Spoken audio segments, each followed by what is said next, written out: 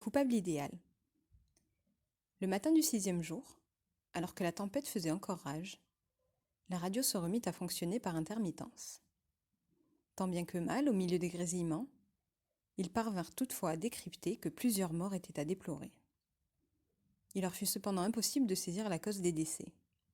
Ces pauvres gens avaient certainement été victimes des terribles conditions météo. C'est en cours de journée, alors que la réception de la radio fut rétablie, qu'ils comprirent enfin ce qu'il s'était produit. Il ne s'agissait pas d'accident dû à la tempête ou au vent violent. 4 cadavres avaient été retrouvés, et tous avaient été assassinés. Mais le jeune couple m'indiquait alors que le pire restait à venir. En plus de cette série de meurtres, l'identité de chacune des victimes rendait le scénario plus effroyable encore. En effet, toutes, sans exception, étaient les hôtes des refuges dans lesquels le couple avait séjourné. Leur présence sur les lieux et les dates coïncidaient parfaitement avec leur passage dans les environs. Tout portait donc à croire qu'ils étaient les auteurs de ces horribles crimes. La radio ne tarda pas à confirmer que les représentants de police locale étaient officiellement sur la piste des 2 jeunes Américains. Ils me confièrent alors que ce n'était pas cette information qui les terrifiait le plus.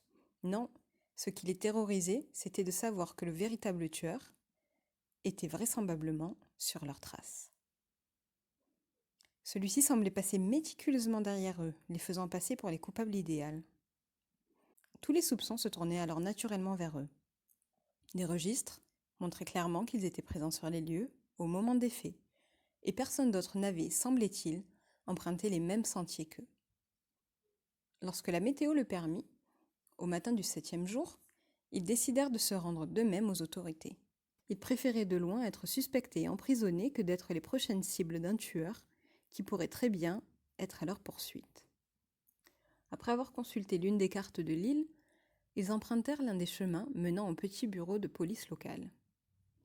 Ils furent rapidement rattrapés par les policiers ainsi que par quelques habitants à vélo qui sillonnaient également les sentiers à leur recherche.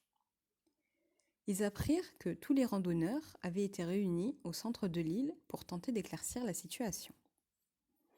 En chemin, alors que les résidents évoquaient entre eux les crimes atroces, et dont je vous passerai les détails extrêmement sordides, de terribles scénarios commencèrent à germer dans les esprits des 2 jeunes gens. Et si les autres randonneurs étaient de mèche ? Étaient-ils tous venus sur l'île dans l'intention d'en disséminer les habitants ? Qui aurait été leur prochaine victime ?